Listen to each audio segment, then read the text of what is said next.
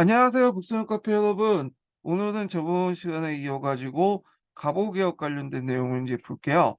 자, 갑오개혁을 이제 하기 전에 이 갑오개혁 자체가 그 무슨 사건하고 연결돼 있냐면 동학농민운동하고 그 당시 청일전쟁하고 연결돼 있죠. 그래서 이제 시간적으로 이렇게 겹쳐 있는데요. 그래서 이걸 좀 약간 그 도표로 보면요. 동학농민군 1차 붕괴 일어난 다음에 청일군 조선 파병, 전주합약, 조정적 개혁이 있고요. 그 다음에 이제 일본의 경복궁 점령 다음에 1차 갑오 개혁이 이루어지고 청일전쟁이 일어나죠. 그리고 그 다음에 25일 날 군국 기무청, 그리고 동학농민 2차 봉기, 2차 갑오 개혁, 그리고 일본이 승리해서 시모노세키 조약을 맺게 되가, 자, 이런 일련의 과정들이 있는데, 이게 이제 순서대로 좀 기억할 필요가 있어요. 예전에 객관식 기출문제 때 청일전쟁에 있었던 일들 중에 몇번 이제 그 해전들을 가지고 이렇게 이제 뭐 군국 기무처와 연결시켜갖고 물어본 적이 있거든요. 시간 순서대로 물어본 적이 있어요. 그래서 이제 이렇게 서로 연결되어 있다. 이렇게 좀 기억을 해두시면 될 것 같고요. 자, 그리고 이제 몇몇 교과서에도 이런 것들이 이제 그 타임 시간의 흐름에 따라 쭉 해갖고 이제 이렇게 해놨거든요. 예. 그래서 이런 것도 봐두시는 것도 좋을 것 같아요. 이렇게. 자, 그래서 이제 이런 내용도 이제 보고, 그 다음에 뒤에 넘어가서 이제 해남 에듀도 이제 볼게요.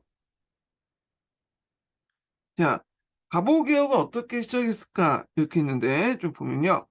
자, 전주합약으로, 동학농민군들이 철수하자, 조선 정부는 청일 양군의 군대 철수를 요구했다. 어, 또한 농민군들의 요구를 반영하여 일본의 내정 개혁 요구에 대응하기 위해 개혁기구인 교정청을 설치했다. 이렇게 했죠. 그래서 여기에서 이제 교정청의 이제 배경이 나오는 내용인데, 일단 농민들의 요구도 있고요. 그 다음에 일본이 이제 군대 철수하라고 하니까 철수 안 했죠. 그때 명분이 내렸던 게 뭐냐면 그 당시 동양삼국의 평화를 위해서는 한국의 개혁이 필요하다. 근데 한국에서 자체적으로 개혁할 능력이 없으니까 우리가 남아서 개혁을 해주겠다. 뭐 이런 논리잖아요. 그러니까 우리도 이제 자체적으로 개혁할 수 있는 능력이 있다. 이런 것들을 보여주기 위해서 교정청을 이제 설치를 하죠. 자, 그래서 이제 이 교정청에서 이제 그 의미는 우리나라도 이제 갑오개혁의 어떤 자율성, 음, 자율성을 이제 얘기할 때 이 교정청 관련된 내용을 얘기해요. 그래서 이제 이 교정청의 내용을 보면요. 개혁 보면 상강호지를 처벌하고 잡세를 폐지하는 등 기존의 폐단을 시정하기 위해서 12개 조항의 개혁안을 발표했다. 이렇게 해갖고 너무 간단하게 끝났어. 예. 그래서 이 관련된 내용을 좀 더 심화 교재를 보고 좀 설명할게요. 자, 여기 교정청 밑에 이제 나 관련된 내용은 그 교정청 관련된 사료고요. 앞에서 얘기한 것처럼 12개 그 개혁 조항이 있죠. 요 관련된 내용이 그 밑에 있고요. 주로 이제 그 농민군들의 요구를 많이 수용했고 구세제도와 신분제도 개혁에 어, 그 초점을 줬다. 이렇게 보시면 돼요. 그래서 예전에 이제 근현대사 교과서 있죠. 제가 이제 7차 근현대사 교과서 내용을 좀 많이 여기다가 발췌해 놨거든요. 그래서 이제 그 내용을 이제 좀 볼게요. 후셈은 이제 앞에 있으니까 나중에 읽어보고 조금만 읽어볼게요. 자, 1894년 6월에 고종의 개혁의 단행을 지시하자 정부는 교정청을 설치하고 위원들을 임명했다. 곧이어 농민군의 요구사항을 바탕으로 개혁을 마련했는데 주로 인사제도, 그 다음에 인사제도 및 조세제도 개혁에 초점을 맞췄다. 그래서 부정부패 관리 처벌, 지방 간의 자기 관할 내에서 토지매매 소유 금지, 각골 아전대 공정한 선발 및 뇌물수수 금지, 각종 잡세 금지, 정해진 세금 외에 매기는 부가세 징수 금지. 이렇게 이제 해서 나름대로 농민군들의 어떤 요구를 들어줬다. 그래서 이제 앞에 얘기한 것처럼 갑오개혁의 자율성을 이제 할 때 이걸 이제 자주 언급을 하죠. 자, 근데 교정청은 이제 나중에 일본이 이제 1차 갑오개혁할 때 폐지시키죠. 그래서 이제 곧바로 군국기무처로 대체가 됐다. 이렇게 보시면 될 것 같아요. 자, 그러면 이제 계속 또 내용을 좀 볼게요. 자, 조선의 출병한 일본은 내전 개혁을 돕겠다는 명분을 앞세워 청을 폐지하고 조선을 보호국 만들려겠다. 그래야 일본은 조선의 청일병원 요구를 거절하고 여기 경복궁을 점령했죠. 예전에 한번 그 관련된 기출문제 나왔는데 2차 그 봉기 때 동학농민운동 2차 봉기 때 요 중요 사건인 이 경복궁을 점령했죠. 요게 이제 2차 봉기의 주 배경이 됐던 거죠. 그리고 충청도 아산만의 풍도 앞바다에서 그 당시 그 앞바다에 주둔한 청군을 기습 공격했다. 선전포고 없이 기습 공격했어요. 예전에도 제가 얘기를 했는데 일본의 특기가 선전포고를 안 하고 그냥 기습 공격해. 예전에는 갈래족이 선전포고를 하고 이제 기습 공격을 했는데 일본이 하도 그러니까 너일 전쟁 이후에 헤이그 그 회의에서 이제는 앞으로 전쟁할 때는 그 선전포고를 해야 된다. 이거 딱 명문화 시켰죠. 자, 하여튼 그래서 이 청일전쟁이 일어났다 이렇게 보시면 돼요. 청일전쟁 관련된 내용도 예전에 객관식 기출문제 때 나왔어요. 그래서 이게 이제 갑오개혁과 연결시켜서 시기적으로 물어본 적이 있거든요. 예. 그래서 10년도 기출문제 정도가 나왔어요. 그러니까 청일전쟁 과정을 자체가 나온 것보다는 그 갑오개혁과 관련돼서 물어본 적이 있어요. 자, 그러면 이제 여기에서 이제 내용을 볼게요. 자, 일본의 강화발에 흥성대원군이 섭정을 맡고 흥성대원군은 일종의 얼굴마담이죠. 그래서 김홍집을 중심한 개화파 정부가 수립됐다. 이렇게 있는데, 자, 이 김홍집은 이 갑오 을미개혁 때 네 번에 거쳐가지고 그 내각을 수립하죠. 그래서 좀 정리를 해보면 일단 1차 김홍집 내각이 있고요.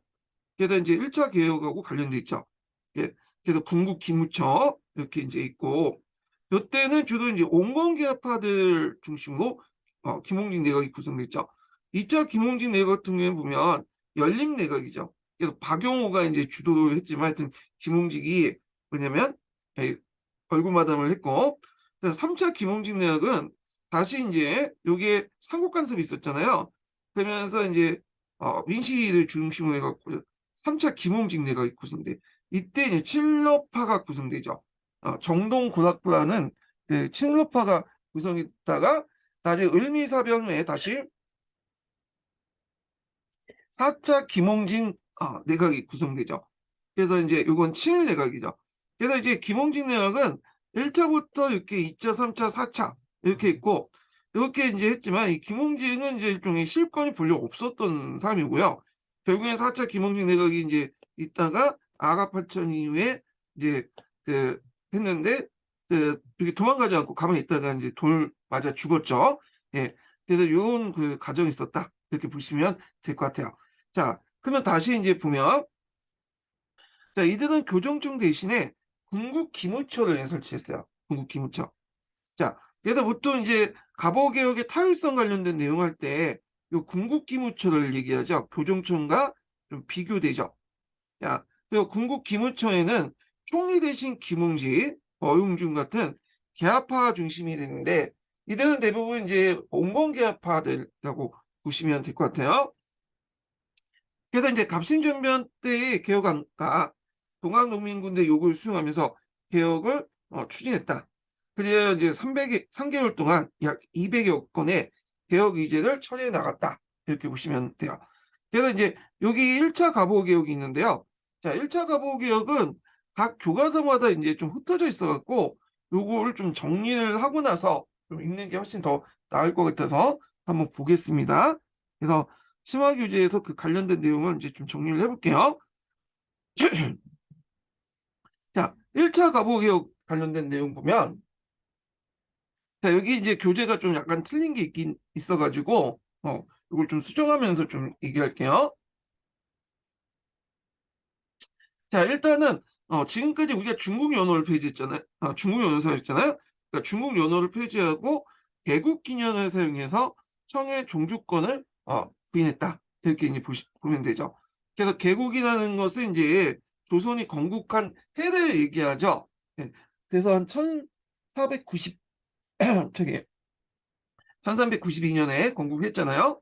그래갖고 그때 이제 이때가 1894년이죠. 그래서 이제 요걸 합치면 이제 대충 계산하면 503년 정도 이렇게 될 거야. 503년. 예. 그래서 이제 개국 기념 이렇게 하는 거야. 그래서 개국 503년 이렇게. 그럼 1883년은 개국 502년이 되는 거고 1885년 개국 504년이 되겠죠. 뭐 이렇게. 그래서 이름으로써 연호를 사용하지 않음으로써 청의 종주권을 부인을 했고요. 그 다음에 이제 정치 개혁을 보면 여기 국내부하고 의정부를 분리시켰어. 예. 그래서 국내부는 왕실 사무, 의정부는 이제 국가정 그 사무 이렇게 이제 담당을 했다는 거. 그래서 이제 여기 보면 이제 부 대신에 이게 아문이라는 칭호를 사용했죠. 예전 조선시대 간첩을 아문이라고 했잖아요. 근데 여기서 좀 눈여겨볼 게 뭐냐면 탁지아문이 있어요. 탁지아문. 여기가 좀 재정을 담당하는 것이고 그 다음에 이제 여기 또 눈여겨볼 게 뭐냐면 여기 항모하문 있죠. 그래갖고 예전엔 예부에서 이제 같이 했잖아요. 외무부하고 그 외무부하고 일종의 교육이 같이 이제 있었는데 이렇게 분리돼 있었죠. 자, 그래서 이제 이렇게 이제 파라문을 설치했고요. 의정부를 이제 있고 이제 의정부 안에서 이제 하는 거예요. 국내부 안에 하는 거냐? 예, 의정부 안에서 이렇게 했고 국내부는 왕실 사무를 담당했죠. 자, 여기서 이제 볼 수 있듯이 어떤 의미가 있냐? 이거는 이제 그 고종하고 민씨가 정치에 참여하지 마라. 그래서 이런 의미도 있고 또 좋게 의미하면 나름대로 전제군주제를 견제했다는 의미도 있고요. 예. 자, 이렇게 이제 있고, 그 다음에 간등을, 10일품으로 축소하죠. 예전에는 이제 뭐, 1품에서 9품까지 있고, 거기에 이제 뭐냐면, 이런 식으로 나눠가지고 36개인가? 이렇게 나눴잖아요. 근데 이제 11품을 축소하고, 여기 칙인간, 주인간, 환인간, 이렇게 있는데, 눈여볼 게 칙인간, 여기 칙인간이라는 것은 이제 구한말 때는 높은 간직이었다. 이렇게 보시면 돼요. 되게 높은 간직이었다는 거. 그 다음에 이제 근대적 경찰제도를 뒀다는 거, 경부청을 설치했고, 관리의 월봉제, 문무관 차별철폐, 그 다음에 과거제가 폐지됐죠. 그리고 이제 뭐냐면 대관제도와 상소제도를 등 언론기관이 폐지됐고요. 일본식 관리 임용제도가 이제 했는데 그때 이제 관리 임용법은 하급관리 채용시험과 고급관리 채용법 두 종류가 있었어요. 그래서 하급관리 채용법은 보통시험제와 특별시험제 이렇게 이제 있으며 전자의 경우 시험 과목이 국문, 한문, 사자, 글 쓰는 거예요. 산술, 내국 정량이 있고 외국사 정도는 시험 받고 후자는 그 특별한 기술 소유자를 추천하여 시험을 채용했다. 그래서 고급관리 채용 시험은 현임 고급관리 추천으로 상주된 3인 중에 왕이 퇴위하여 칙인간 대신이 선발한 자들 도천의 평인을 거쳐 왕이 재간한 주인감이 있었고 하급관리 파인간으로 이제 시험을 채용했다. 이렇게 했는데 뭐 그렇게 이제 구체적으로 알 수 없고 알 필요 없고 그냥 일반식 관료 체제돼 가지고 그냥 하급관리와 고급관리 채용법이 두 개 있었고 하급관리는 보통시험제, 특별시험제 있었다. 이렇게 기억을 해두시면 될 것 같아요. 이 관련된 내용에 이제 교과서에 그 관련된 내용이 잠깐 언급된 교과서가 있거든요. 자, 그다음에 경제개혁에서 좀 눈여볼 게 이제 이 경제개혁을 일본식 개혁하고 이제 일치시켰죠. 일본이 경제적 침략을 원활히 할 수 있도록 이렇게 했는데 일단 재정이 일어나 삭제함으로 간정했죠. 예전에는 각 간청에서 중복된 재정을 운영하다 보니까 돈이 중간에 빠지고 이중징세도 일어나고 하니까 이 재정을 모두 탁지함으로 간장하고 나중에 이게 탁지부로 이름이 바뀌죠. 그 다음에 근대적 상공을 육성을 했는데 유기전의 도국권 폐지, 한국제 폐지 이렇게 이제 볼 수가 있어요. 자, 유기전은 이제 도국권은 요때 폐지되고요. 유기전 자체는 2차 개혁 때 폐지돼요. 유기전 자체는. 자, 그 다음에 이제 은본이화 폐지도 신식화폐 발행정정 이렇게 있는데 조세의 급납화 이런 것들은 이제 있는데 여기 눈여볼 게 뭐냐면 신식화폐 발행정정이죠. 예. 요거는 나중에 더 설명하겠지만 이 신식화폐 발행정정에서 은본이화폐 제도를 실시했다. 근데 우리가 은본이 태안제도라고 생각하지만 이거는 은본이 화폐제도야. 은본이 화폐라는 건 뭐냐면 은을 기준으로 해서 다른 고주화폐의 이제 비율을 정하는 거죠. 예. 그래서 이제 그 당시에는 이제 영국이나 이런 나라들이 은본이었고 일본도 은본이었죠. 물론 이제 조금 있다가 이제 근본이 태안제로 넘어가지만 자 하여튼 이렇게 있고 그래서 이제 원래는 은하를 이제 본위합해죠. 은하가 제일 중요한데 우리나라에서 은하를 자체적으로 많이 발굴 못하고 은이 부족하니까 이 보조화폐로서 이제 사용한 것이 동화인데 그중에 백동화, 적동화, 항동화가 있는데 그중에 우리가 눈여겨볼 게 뭐냐면 백동화죠. 백동화. 예. 백동화가 이제 나중에 많이 발굴되죠. 백동화 같은 경우에는 그 구리하고 니켈이 합쳐가지고 만든 거야. 예. 구리 한 70%, 니켈 30%인가? 하여튼 근데 그 비율을 만드는데 이게 이제 너무 많이 이제 발행되다 보니까 백동화 인플레이션이 일어나죠. 그러니까 우리나라 정부에서도 많이 찍어내고 그 다음에 이제 뭐냐면 일본에서도 일본 상인이나 이런 상인들이 이제 뭐냐 사주 멋대로 이제 주조를 하고 위조 지폐라고 할 수 있죠. 위조 이제 화폐라고. 그리고 우리나라 상인들도 그렇게 그러다 보니까 이게 지지 성장 떨어지죠. 예. 그래서 이제 나중에 우리가 이제 그 화폐 개혁할 때, 메가다 화폐 개혁할 때 주로 이제 백동화가 이제 주로 이게 포적이 돼갖고 이제 교환 대상이 됐던 건데 이건 나중에 좀 얘기하고요. 그다음 도량형을 정비하고요. 예, 이거는 이제 세계 각국의 도량형 이정 되어 있고 서양식 도량을 정비하고 징세서를 좀 지워주시고요. 이거는 이제 2차 때 이렇게 넘어가서 이제 보면 될 것 같고 그다음 사회개혁 관련된 내용을 보면 반상의 신분제도가 폐지돼요. 예. 그래서 공사 노비가 혁파되고 임신 매매가 금지됐다. 그래서 노비제도가 이제 공식적으로 폐지됐다 이렇게 보는데 물론 이제 노비제도가 제도적으로 폐지됐다고 해도 실질적인 노비제도는 계속 있었죠. 예, 일제 강점기까지도 있었고 실제 우리가 이제 노비라는 존재가 없어지게 된 거는 6.25 전쟁 이후부터야. 모든 사람이 평등하게 가난해지고 하향평준했죠. 예, 그러면서 노비제도가 폐지됐는데 6.25 전쟁이 은근히 신분제에 폐지하는데 큰 도움이 줬어요. 역설적인지 몰라도. 그래서 악법을 철폐하고요. 적서처벌, 연자제, 고문을 폐지하고 조혼을 금지했죠. 그래서 남자는 20세, 여자는 16세 이상의 결혼 가능하고 의복제도가 간소화됐다. 이렇게 보시면 돼요. 자, 이 사회개혁은 그 당시 동학농민운동부들의 요구를 많이 수용했다. 이렇게 보시면 돼요.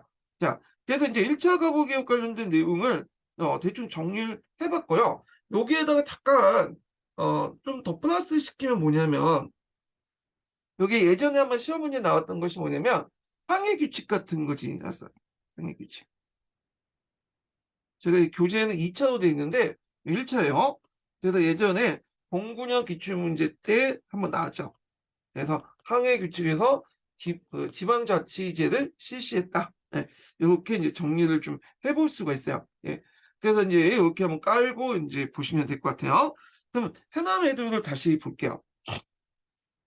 자, 1차 가보개혁은 여러분도 알다시피 일본이 이제 전쟁 중이었고, 그리고 이제 간섭할 수가 없었죠. 별로. 그리고 너무 초창기 때부터 간섭을 하다 보면 어떻게 반발이 있을 수 있으니까 이때는 좀 방임했다. 이렇게 보시면 돼요.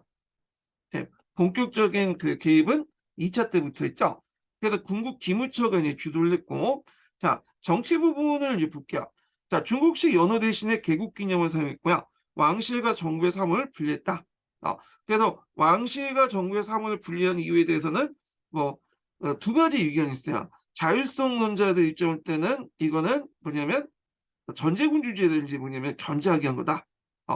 근데 이제 사율성적인 입장에서 볼 때는 이거는 민심화 고종의 이제 정치 참여를 배제하기 위한 거다. 뭐 이렇게 부정적으로 이제 보고 있는데 그렇게 있고 그 다음에 이제 과거제도가 이제 폐지됐고 근대적 관리임명제도가 실시했다. 그래서 이제 이 근대적 관리임명제도는 아까 일본식 관리제도 있죠. 앞에서 언급한 그 내용이고요. 그다음에 경제 부분에 보면 국가 재정의 투명성을 높이기 위해서 탁지화문을 제정을 일원화시켰고 은본위 제도를 도입해서 근대적 화폐 제도를 발행하고 혼란했던 동양을 통일했다 이렇게 했죠. 그때 이제 은본위 화폐 제도 관련된 내용은 요거 예전에 한번 기초대 언급됐던 신식 화폐 발행 장정이죠. 예. 이름 꼭 외워두시고 예. 자, 사회 부분은 노비제도 흑파, 그다음 신분제도 철폐되었다. 그리고 가부의 재갈을 허용했고 조언을 금지하고 여성 인권도 개선되었다. 자, 그래서 이제 갑신전멸대 개혁안이나 동학농민의 요구도 상당히 반영되면서 근대 국가의 모습을 뭐냐면 갖추었다. 이렇게 이제 보시면 돼요. 자, 그래서 이제 1차 가보개혁 관련된 내용을 이제 봤고요. 그 다음에 이제 청일전쟁에서 거의 이제 승기를 잡을 때 이때 일본이 이제 본격적으로 간섭을 하기 시작하죠. 2차 가보개혁이죠. 그래서 2차 가보개혁은 1894년부터 12월에서 그다음 1895년 7월달 이렇게 이제 보고 있어요. 이게 정확하게 7월 6일이야. 7월 6일. 그래갖고 이렇게 했는데 그러니까 이제 우리가 보통 가보개혁하면 이게 이제 1894년만 이제 해당할 거로 생각하는데 얘가 넘겨서 1895년 을미년까지 이렇게 넘어가거든요. 예. 그래서 이제 약간의 이제 뭐냐면 이것도 날짜를 정확히 기억해야 돼. 7월 6일까지. 그 뒤에부터는 이제 뭐냐면 3차 가보개혁, 을미개혁은 넘어가는 거야. 그래서 이것 때문에 약간 이제 도중에 읽어보시면 알겠지만 약간 이제 오류도 있어요. 교과서 오류가. 그래서 전에 교과서 그거 찾다가 그냥 망친 적이 있는데 강의를 예전 강의 들으신 분들은 알겠지만 그래서 그걸 오류를 좀 찾아가면서 볼게요. 자, 요게 이제 2차 가보개혁은 누가 구성이 됐냐면 김홍직과 박용호 연립내각이죠. 여기 눈여볼 게 이제 박용호라는 사람이죠. 요 박용호는 급진계합파죠. 급진계합파. 그래서 이제 요 박용호를 비롯한 급진계합파들이 본격적으로 이렇게 들어왔다. 이렇게 보시면 돼요. 자, 그래서 여기 잠깐 읽어볼게요. 자, 여기 보면 갑신전변의 실패로 끝나자 김옥균, 서강법, 서재필 등과 함께 일본으로 망명하였다. 자, 이후 김옥균이 암살당하고요. 홍종호한테 암살당하죠. 자, 서재필은 미국으로 건너갔지만 박용호는 서강법과 함께 일본에 머물렀다. 갑오개혁이 시작되자 일본의 주선을 귀국하여 내부 대신이었다. 이렇게 있죠. 하여튼 군국기구처가 이때 폐지되고요. 이때 흥성대원군도 청과 소통했다는 이유로 일본에 의해 물려나요. 흥성대원군이 이제 개혁에 큰 도움을 못 됐어요. 예, 보통 이제 꼰대짓을 많이 했죠. 꼬장꼬장 이렇게 꼰대짓도 많이 하고 그리고 그 당시에 이제 그 동학농민 운동들과 소통을 많이 했죠. 그래서 동학농민 운동이 이제 분들이 흥성대원군을 이제 뭐 받들어 모시고 서울을 회복한 다음에 당신은 이제 뭐냐면 이렇게 정치 일선을 복귀시켜 주겠다. 뭐 이렇게 했죠. 자, 그리하여 2차 가보개혁이 일본의 영향 아래 구성돼 김홍진, 박용호 내각에 의해서 이루어졌는데, 자, 고종은 1894년 12월에 국정개혁의 기본 강령인 홍범 14조를 공포하죠. 홍범 14조 관련된 내용은 여기 밑에 있어요. 여기 좀 이따 읽어보고. 자, 일본이 이때 이제 뭘 제공했냐면 차관을 제공했죠. 일단 개혁을 하려면 돈이 필요하잖아요. 그리고 이제 돈을 매개도 해서 좀 약간 한국 정부를 조선 정부를 얽매이려고 하는 것도 있고 그 다음에 또 뭘 반포하겠냐면 독립서구문을 이제 반포했어. 예. 우리나라가 독립했다는 걸 고종이 나가서 이제 종료사직에 이제 독립을 했다는 걸 발표하죠. 요때 독립이라는 건 당연히 중국부터 독립이죠. 예전에는 우리는 중국의 입장을 땐 독립국이 아니었어요. 예. 그 자주의 나라였죠. 속방이었죠. 예. 그래서 하여튼 이렇게 이제 했다. 이렇게 보시면 될 것 같고 그다음에 다음에 의정걸 폐지하고 내각을 중심으로 국가 체제를 갖췄다. 네, 그래서 이때 내각이라는 것은 일본식 내각을 의미하죠. 일본식. 그래서 2차 가보개혁은 되게 일본식 시스템을 도입을 하려고 했어요. 예. 그리고 이제 좀 눈여겨볼 게 뭐냐면 각 부에 또 뭐냐면 그 고문관을 파견하죠. 예. 이 고문관 중에 하나가 이제 뭐냐면 이노우레라는 사람이 있어요. 이노우레가 이제 우리나라 공사관으로 오는데 이 사람이 상당히 정치적 비중이 높죠. 일본사에서. 그래서 보통 이제 이노우는 그 외상으로 예전에 있었죠. 일본에. 그래서 외상에 있을 때 이제 이노우의 외교라고 되게 유명한데 그 당시 이제 그 서양하고 맺은 이제 불평등 조약을 상당히 개정을 하려고 노력했는데 안 됐죠. 그런데 이제 이노우라는 그 거상이 외상까지 지냈던 사람이 한국 조선 공사로 왔다. 자천이잖아요.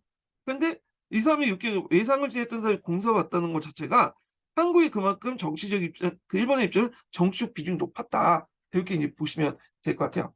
자, 그리고 이제 내각을 중심으로 운영함으로써 청해 간섭을 배제하고요. 그 다음에 그 당시 이제 누구 청과 함께 그 왕실의 어떤 정치 개입을 막으려고 했다. 이렇게 이제 보시면 될 것 같아요. 자, 요거 이제 본격적으로 들어가기 전에 2차 개혁을 요거 한번 읽어볼게요. 자, 요거 이제 뭐냐면 밑에 이제 홍보 14조죠. 그래서 홍보 14조는 국정개혁의 기본 방향을 제시했다. 이렇게 보는데, 그래서 국왕이 청군의 그런 종주권을 부정하고요. 그다음에 행정, 재정, 교육, 관리, 임용, 민권 보장을 규정을 했고, 그래서 뭐 서구 입헌주의와 민주주의 헌법 내용을 최초로 도입했다. 뭐 민주주의 헌법은 아니어도 그런 내용들을 좀 요소를 반영했다. 이렇게 보시면 될 것 같아요.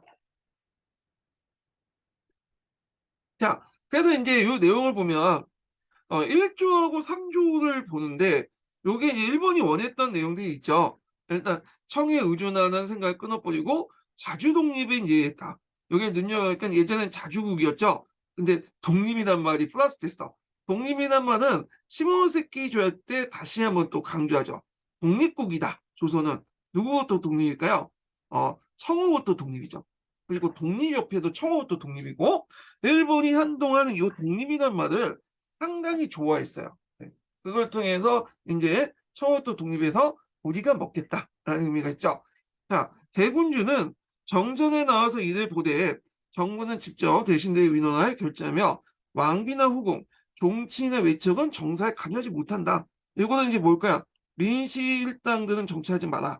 그 다음에 종친불사라고 예전에 원칙 있죠. 이런 것들 다시 확인하는 건데 이건 이제 뭐냐면 대군주 고종이 멋대로 정치하지 말고 그리고 민실파나 이런 종친들의 정치 간섭하지 마라.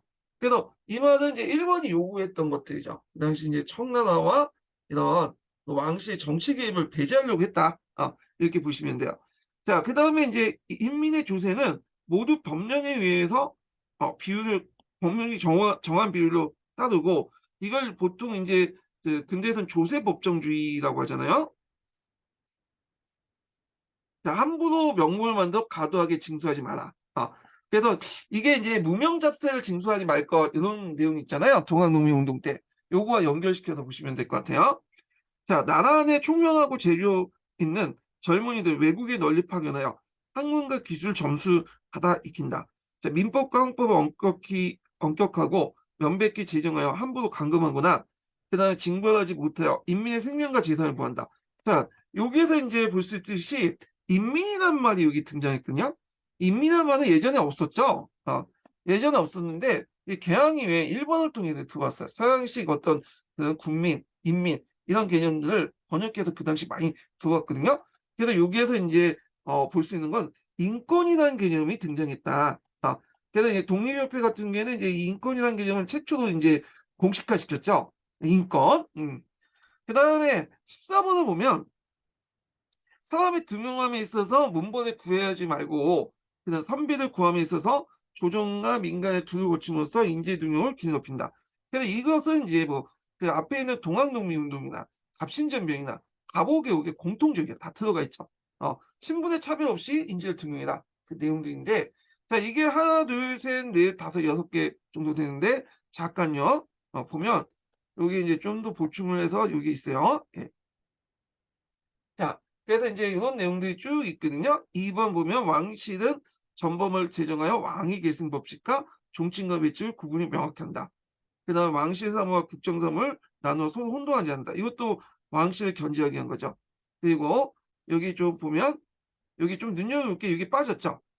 조세 징수와 경비 진출은 모두 탁지암은 나중에 이제 2차 그 가보게 때 이 암원을 부도 개편하거든요. 일본식 내각인 부도 개편돼. 그래서 이제 탁지부 개명하죠. 그래서 가난에 속한다. 그래서 이제 이런 내용이 있고 그 다음에 왕실의 간부의 1년 회계를 예정하여 재정에 기출한다. 지방제도를 개정하여 지방관리를 직권을 제한한다. 그 다음에 이제 여기 좀 눈여겨볼 게 뭐냐면 장교를 교육하고 징병을 실시해 군제의 근본을 확립한다. 이렇게. 그래서 이 징병인데 우리나라도 징병제 실시하려고 했어요. 이 징병제. 계획까지 세웠는데 문제는 이게 잘 안 됐죠. 일단은 두 가지 이유가 있는데 징병제는 돈이 필요해. 돈이 없었고 두 번째는 징병제를 실시하려면 이들에게 이제 의무를 줬으면 당연히 권리가 주어지죠. 권리가 뭐예요? 선거권이잖아. 그래서 인제 이 선거권이 줘요. 일본도 마찬가지예요. 일본도 인제 그런 과정을 거쳤고 그다음에 인제 유럽도 마찬가지예요. 그러면 선거권이 주어지면 뭐 의회도 만들고 헌법도 만들고 그래야 될 거 아니야. 자 이런 것들을 고종이나 뭐 그 당시 집권층들이 별로 안 좋아했어. 그래서 이 진병제가 계획은 했는데 계획대로 되지 않았다. 자 이런 것들 내용을 이제 보시면 될 것 같고요. 자 그래서 인제 1 번부터 해 갖고 이제 3 번 요런 내용들 요런 내용들은 인제 여기 뭐 그 왕실의 약화를 인제 의미한다. 이렇게 보시면 될 것 같아요. 자 그러면 인제 여기부터 해서 쭉 해서 인제 어 2차 가보 개혁 관련된 내용이 있거든요. 그래서 2차 가보 개혁은 인제 좀 요거 정리해서 인제 다시 읽어 볼게요. 이게 교과서마다 인제 또 플러스된 것도 있고 마이너스 없는 것도 있고 그렇기 때문에 좀 종합적으로 볼 필요가 있어요. 자 그러면 인제 2차 가보 개혁 관련된 내용을 보겠습니다. 예.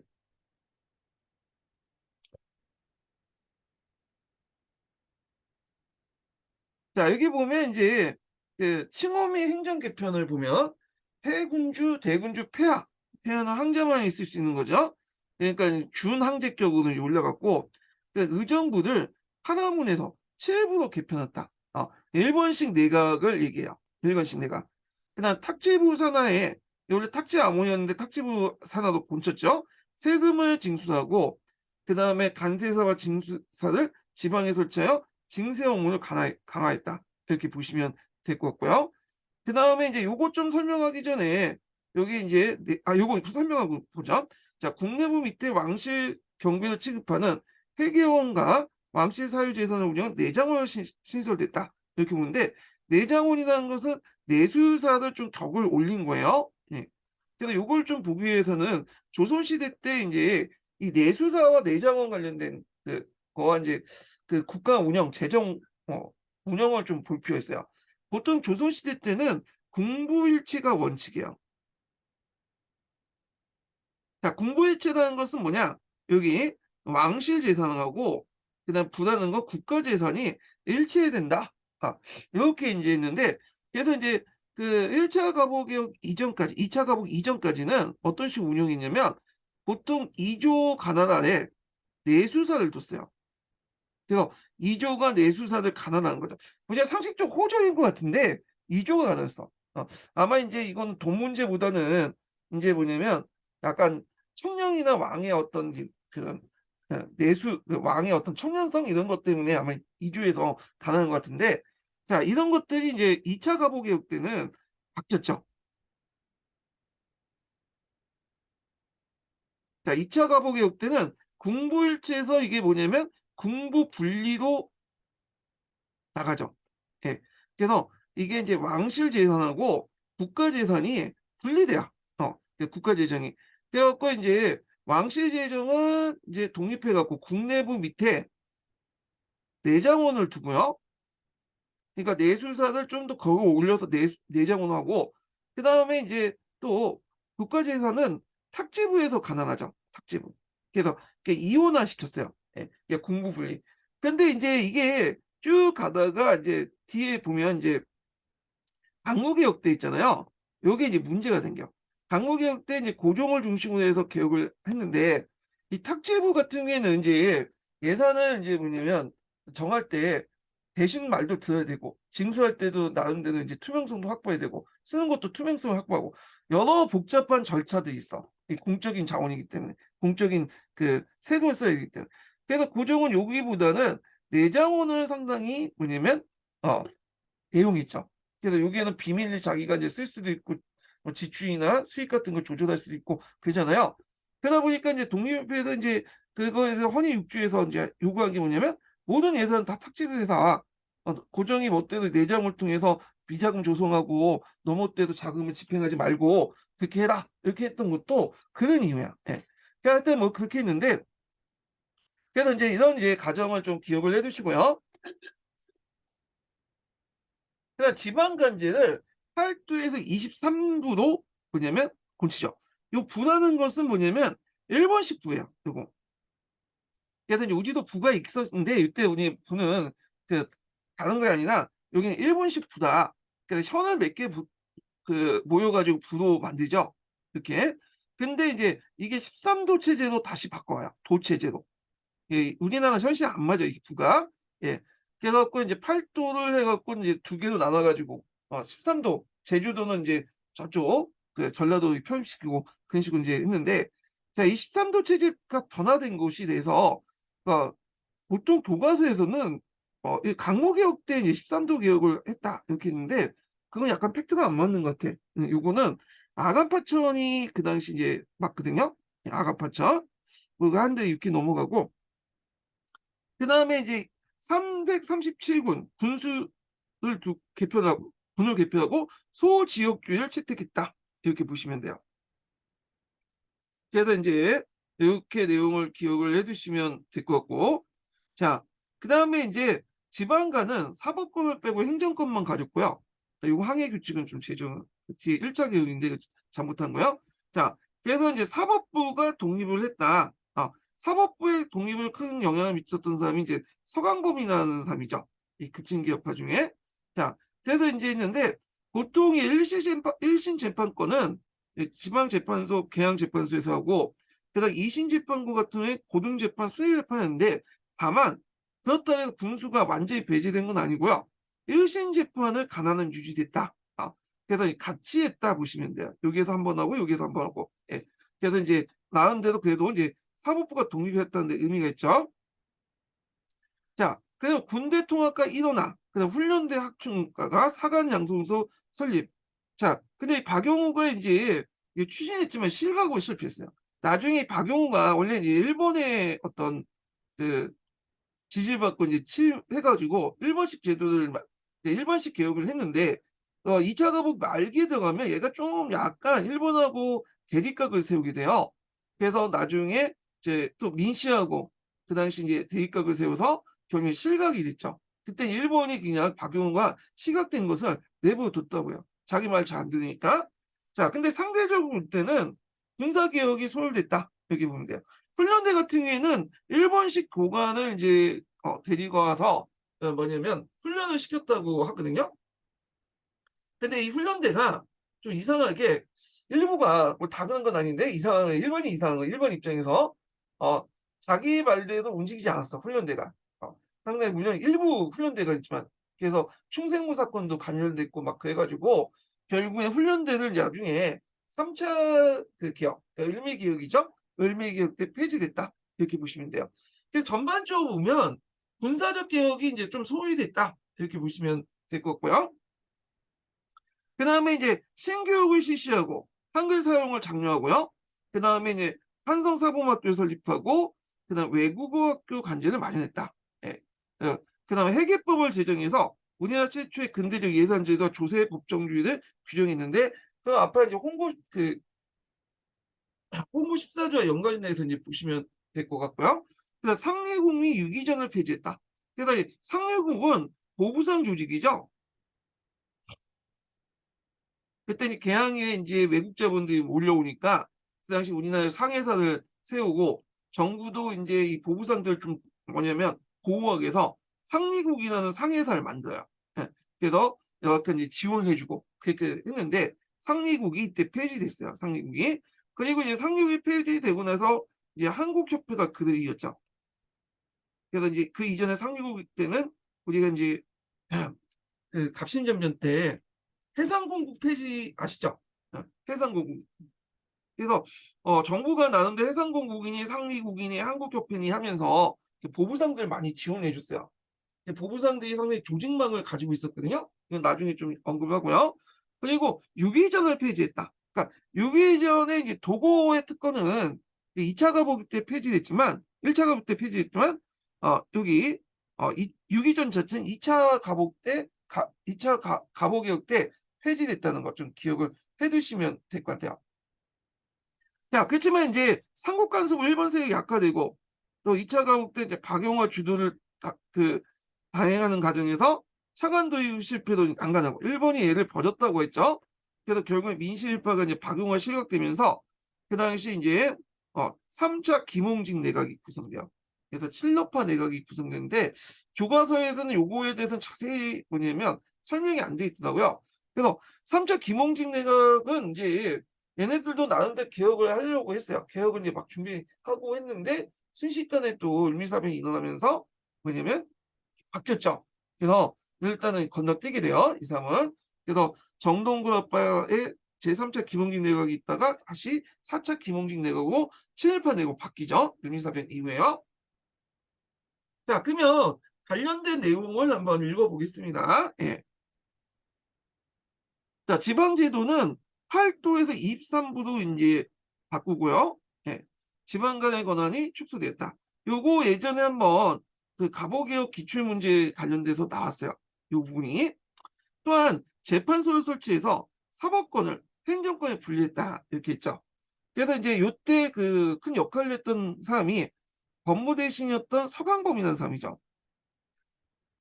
그래서 1895년 1월 10일 법무대신 서강범은 법무하고 건설재판소를 두어 모든 재판과 헌법 적용을 실시하도록 했다. 이후 법률 제1호로 재판소 구성법이 이제 반포되면서 사법행정과 재판이 비로소 분리되었다. 이렇게 이제 보시면 될 것 같아요. 자, 고종은 교육을 통해 부강을 이루한다는 내용의 교육입국조서를 발표하고요. 자, 교육입국조서는 예전에 한번 기출문제 나왔죠. 이거.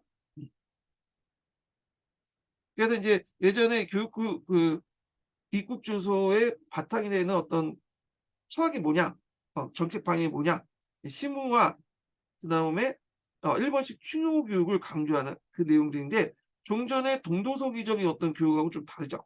이거는 나중에 좀 얘기하고요. 그 다음에 이에 근거해서 한성사범학교를 세웠다. 자, 그래서 한성사범학교는 이제 여기 보시면 여기 있죠. 1895년 4월에 정부 소학교 교사를 양성하기 위해 설립된 학교를 한성사범학교라고 하죠. 지금 서울교대의 전신이죠. 매일 징징대는 학교 있죠. 거기. 그다음 외국어 학교 간제를 마련했고요. 근데 이제 소학교 간제인데 요게 이제 좀 그래요. 이 소학교 간제가 찾아보니까 7월달, 그러니까 1895년 7월달이라고 이제 돼 있는데 이게 이제 그 7월 후반기인가 중반기가 그래.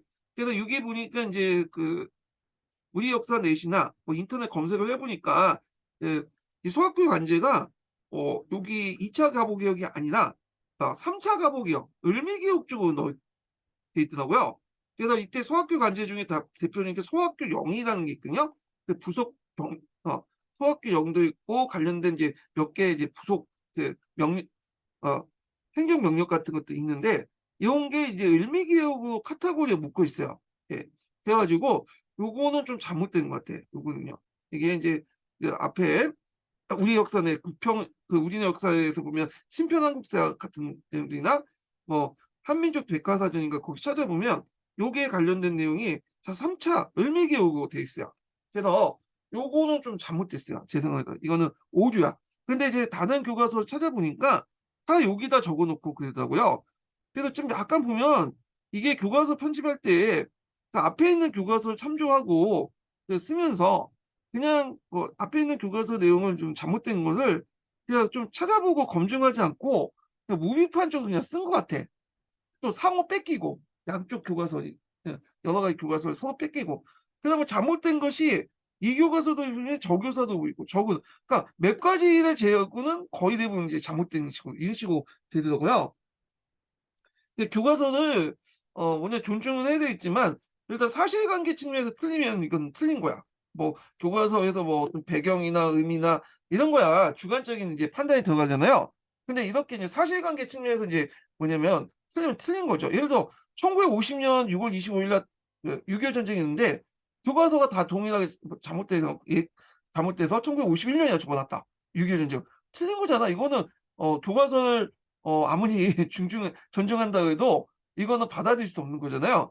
그래서 하여튼 이건 사실관계 측면에서 맞지가 않기 때문에 제가 언급을 해드린 거고 나중에 이제 요 강의 끝나고 나서 요걸 좀 정리해가지고 제가 카페에 팩트 체크방에 정리해서 좀 올릴게요. 예. 자, 그래서 인제 이렇게 해서 2차 갑오 개혁 관련된 내용이 있고, 그다음에 인제 3차 갑오, 3차 개혁 있죠. 자, 3차 개혁 중간에 인제 우리가 알바한 삼국 간섭이 있고요. 그다음에 인제 3차 김홍직 내각이 있다가 을미사변이 일어나잖아요. 그다음 4차 김홍직 내각이 등장하죠. 그래서 요때 인제 을미사변 이후에 김홍직 내각은 4차 김홍직 내각이야. 4차 친일파 내각이다. 그래서 을미개혁과 관련된 내용은 예전에 기출문이 나왔죠. 한번 쓰라고. 예. 그래 갖고 인제 있는데, 자, 그래서 인제 요걸 좀 볼게요. 요 정리 좀 하고 나서 인제 보죠, 요것도. 자, 여기 보면 인제 개혁 내용을 보면 훈련대 1 페이지하고 앞에서 인제 뭐냐면 여기는 안 나와 있지만 충생무 사건이 있어요. 이거 예전에 한번 기출에 나왔던 건데, 이게 인제 여기 충생무 사건 있어. 그러니까 우리가 아가파천만 알고 있지만 그 당시 인제 아가파천 이전에 충생무 사건이 있어요. 그래서 그 당시 인제 고종을 뭐 러시아 대상으로 빼내려고 했는데, 그때 인제 뭐냐면 그 훈련대원들이 좀 일부 개입을 했나 봐요. 예. 그래서 이것 때문에 인제 일본이 빡토했는지 그걸 뭐냐면 폐지시켰다, 이렇게 보시면 돼요. 자, 그다음 중앙대에 인제 친위대 2 개, 지방에 진위대를 설치했죠. 자, 그러니까 단발령을 공포했는데 고종이 솔선수범해서 양복을 착용해서 단발령을 인제 공포했고, 이게 의병봉기 계기가 되죠. 그래 갖고 인제 여기 보면 인제 어 의병봉기하고 또 앞에 뭐냐 국무가 죽은 거, 을미사변이죠. 근데 요게 더 크다고 보시면 돼요, 여기 의병봉기가. 예. 그래서 을미의병 이렇게 보시면 되고, 자, 그다음 종두법을 실시했다. 그래서 교과서에도 이제 종두법으로 되어 있는데 엄밀히 말하면 종두법보다는 우두법이 정확한 거예요, 우두법. 종두법 안에는 여러 가지가 있거든요. 이게 원래 종두법이 서양에서 처음 나온 건 아니고 이미 중국에서 송나라 때부터 있었던 거예요. 어. 근데 서양에서 나온 이 우두법이 제일 뭐냐면 확실하기 때문에 이 종두법을 우두법이라고 얘기하는데, 종두법 안에는 여러 가지 있는데 그중에 하나의 우두법인데, 자, 지석영이 이제 종두법을 인제 뭐냐면 도입을 했죠, 일본에서. 그래서 인제 처음에 지석영이 일본에서 이제 도입을 하니까 그거에 대한 이제 반발이 좀 많았어. 예. 그래서 일본 사람들이 한국 사람들, 조선 사람들을 소처럼 만들려고 한다. 그렇게 했는데 그건 아니죠. 그래서 인제 강제원에서 관할을 했는데, 이 종두법이 뭐냐면 확대되면서 오늘 백신을 많이 맞으면서 인제 우리가 알고 있는 이제 천연두가 점점 이제 사라지죠. 그래서 유아 사망률이 상당히 낮아지고 인구가 올라가는 계기가 되죠. 그다음에 건항이라는 연호를 사용했죠. 건항이라는 건 양력을 세운다는 뜻이야. 양력. 태양력이죠. 그래서 이제 1896 년부터 1세 이던 한 임금은 한 연호를 사용한다. 요거 표현 정확히 기억을 해 두세요. 이거 중국사와 관련된 것도 있죠. 그래서 명청 시대 때 같은 경우에는 1세 이동이라고 했고, 그 당시 한 황제가 하나의 연호를 사용했잖아요.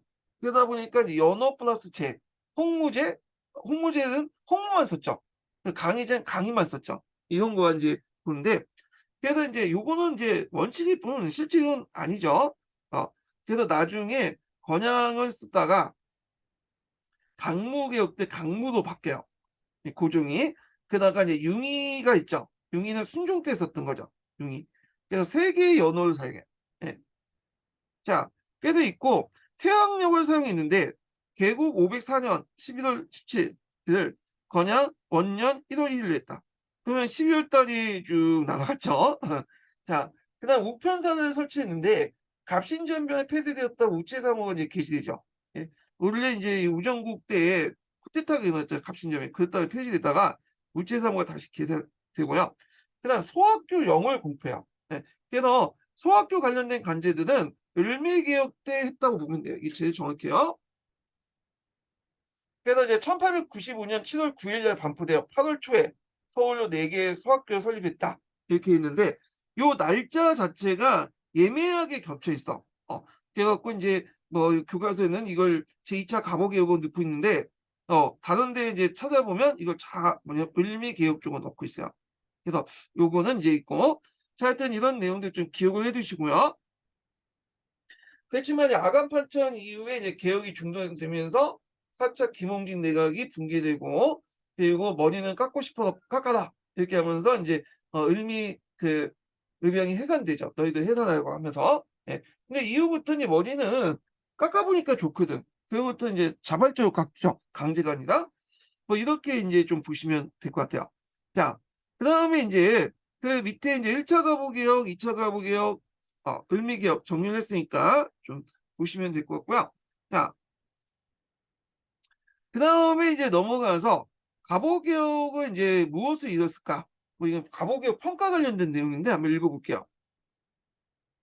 자, 계엄파 정부는 가보 개혁을 실시하여 근대 국민 국가 체제를 위한 기틀을 마련했다. 또한 그 어 또한 조선의 청해 간섭에 벗어나 자주국 발돋움할 수 있었다. 나름대로 의의를 두는데 이거 아마 자율성에 입각한, 제한된 자율성에 입각한 개혁인 것 같아.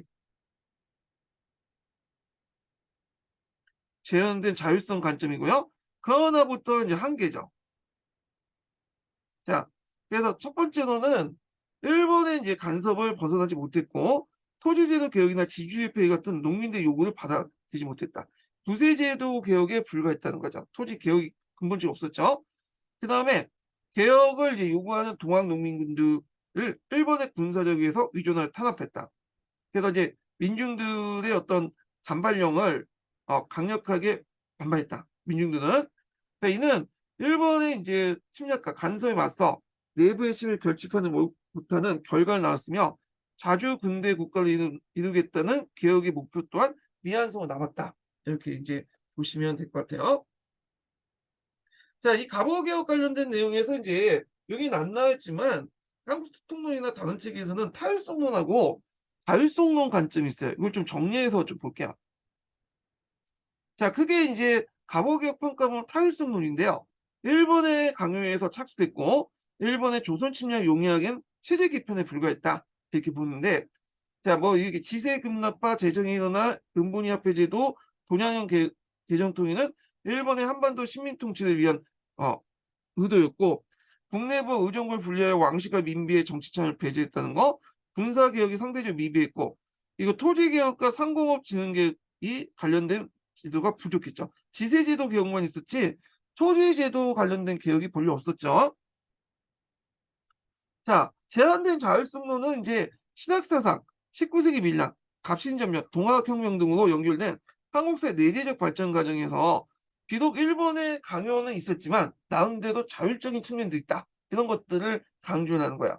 그래서 이제 일본의 개혁 강요 이전에 갑신전면, 동학농민운동의 영향으로 근대사회를 이해하기 위한 체제 개편의 필요성이 제기했고, 조선의 온건파 개혁파 관료들이 추진했죠. 물론 이게 1차 가보개혁이죠. 이전에 또 교종청을 설치했죠. 자, 이런 것들이 제한적 자율성 문제죠. 자, 그다음에 인제 여기 보면 정치, 경제적, 사회적 개혁이 있었다는 점에서 제한적이나마 그 개혁의 자율성을 인정하고 개혁의 방향을 긍정적으로 평가했다. 그러니까 예를 들어서 국내부나 의정부의 분리, 전제왕권 제한을 해석할 수 있고, 신분제 폐지, 4대 외교 폐지 이렇게 있고요. 그다음에 1차 갑오 개혁의 한정에서 볼 때 일본이 청해 전쟁 중일 때 간섭하지 않았다. 예. 이런 것들이 이제 뭐냐면 제한적 자율성에 해당한다. 이렇게 보시면 돼요. 그래서 예전에 한번 제한적 자율성과 관련된 어떤 예전에 오래된 객관식 기출문제에 관련돼서 요런 부분들이 나왔어요. 요런 부분들이 좀 나왔다는 거 기억을 해 두시면 될 것 같아요. 예. 자, 그래서 인제 이렇게 있고요. 그다음에 인제 볼 게 뭐냐면 이제 그 뒤에 아간 파천 관련된 내용이 있거든요. 예. 그 아간 파천 관련된 내용을 같이 좀 읽고 그다음에 인제 넘어갈게요. 예.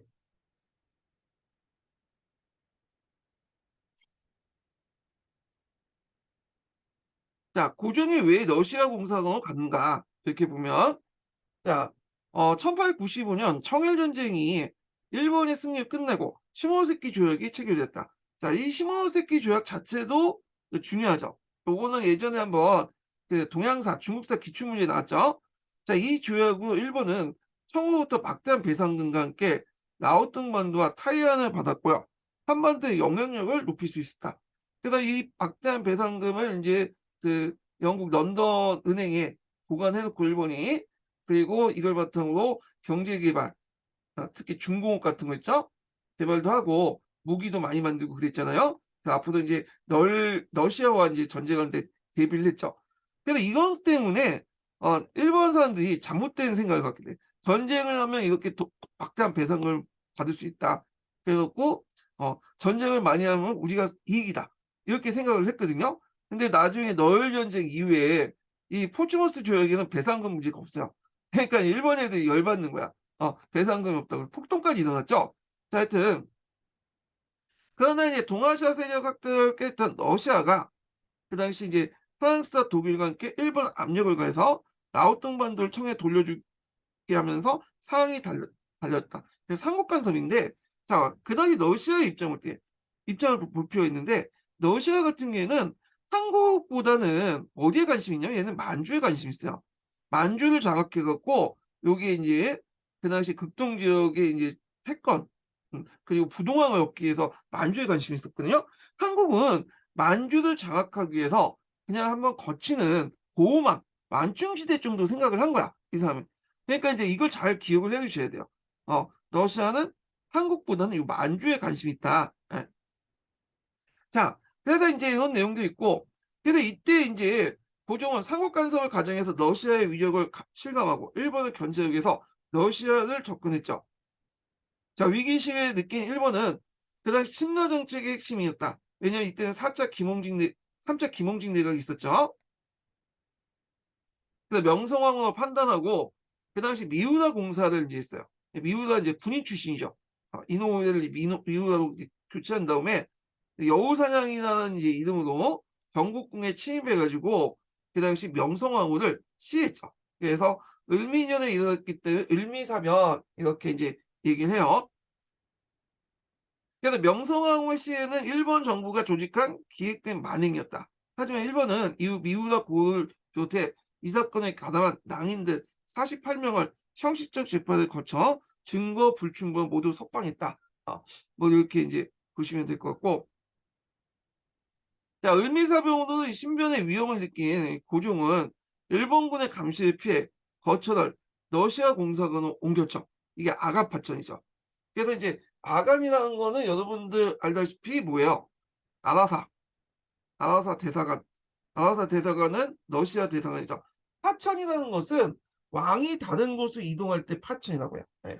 그래서 이렇게 이제 있는데, 그리하여 이제 그리고 친일 세력을 내치고 그 당시 이제 이때부터 뭐야? 그 정동 구락부 세력들이 정권을 장악했죠. 단발령과 갑오개혁 때 제정된 왕권을 제약한 법령들이 폐기됐고요.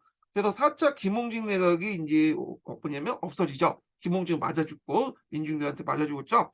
그래서 이제 여기 보면 러시아 공사관이 어디 있었냐면 그 정궁으로 갔어요. 정궁에 있었어. 서울 중구죠. 그래서 여기에 이제 뭐냐면 러시아뿐만 아니라 미국 같은 이제 공사관들이 몰려 있었거든요. 그래서 이제 그 당시 이제 이 군악부라고 하는 것은 이제 일종의 모임, 스카웃 이런 의미인데, 이 당시 칠러, 친미파, 이완용 이런 사람들이 이제 러시아 공사관이나 미국 공사관 왔다 갔다 하면서 친분을 많이 어, 사귀었고, 그리고 서로 간에 이제 뭐냐면 친미 친러파로 형성됐던 그런 시기예요. 모임을 가지면서. 자, 그래서 이 내용도 좀 기억을 해두시고요. 그리고 아간판청 이전에 예전에 한번 시험 문제 나왔던 그 충생무 사건도 있었다. 그래서 충생무 사건 관련된 내용은 제가 이제 여기다가 이제 정리를 해놨거든요. 10년도 기출문제 나왔어. 예. 요거 한번 읽어보세요. 예. 요거. 자, 그리고 나중에 이제 항공할 때 우리가 이제 경운공 항공하잖아요. 그건 이제 뭐냐면 요 러시아 공사관, 미국 공사관이 가깝기 때문에 도망가면 편하잖아, 여기가. 그래서 일본 애들이 다시 들어와서 그 고종을 죽일 경우에 쉽게 도망가기 위해서 경우 왔던 거죠. 이렇게 그 항공을 했던 거죠. 자, 그래서 이제 요 내용들 보시면 될 것 같고, 자, 여기 보면 명성황후 혹은 민비라고 하는데 뭐 시험 문제 나오진 않겠지만 명성황후 자체는 아가파천 이후에 그 나중에 대한제국이 되고 나서 명성황후는 그 칭호가 생겼고 예전에는 이제 민비라고 불렸죠, 주로. 그래서 이제 민비라고 있고 민비는 이제 그 당시 그 명성황후가 이제 끝에 이제 안 좋게 죽으니까 나는 국무다 하고 죽었잖아요. 그것만 생각해 갖고 이 사람의 평가가 좋을 거라 생각하지만 그 당시 당대 평가에서는 그렇게 좋지가 않았어. 예. 그래서 이제 그 민비도 좀 약간 사치스럽고 그다음에 민실파들도 상당히 욕을 얻어먹었어요. 예, 외척세력이었죠. 그러다 보니까 상당히 부정적인 시각이 많다. 그 민비를 바라보는 시각 자체가. 그렇다고 해서 일본 애들이 민비를 죽인 걸 뭐 정당화시킬 수는 없죠. 예, 그래도 한 나라의 국모인데 어떻게 일본 애들이 죽여? 이거 잘못된 건데. 근데 우리가 생각한 처럼 민비가 그 뭐냐면 항상 좋은 평가가 보다는 좀 받은 게 아니라 나쁜 평가가 상당히 많았다. 요거 좀 기억할 필요는 있어요. 예. 자, 그다음에 그 뒤에 보면 관련된 이제 그 내용도 있는데 뭐 여기 정리한 거니까 이제 좀 보시고 그리고 이제 탕구 문제를 볼게요. 탕구는. 이 단발령 관련된 조치인데 단발령은 이제 유길준이 이제 그 적극적으로 추진했죠. 이 사람이. 유길준은 온건개파인데도 불구하고 그 갑오개혁이나 을미개혁에 참여했던 사람이에요. 근데 이제 이 단발령 전체가 이제 국민적 합의를 통해서 한 게 아니라 그냥 어, 밀어붙인 거 아니에요. 그러다 보니까 이제 그 많은 반발을 불러일으키죠.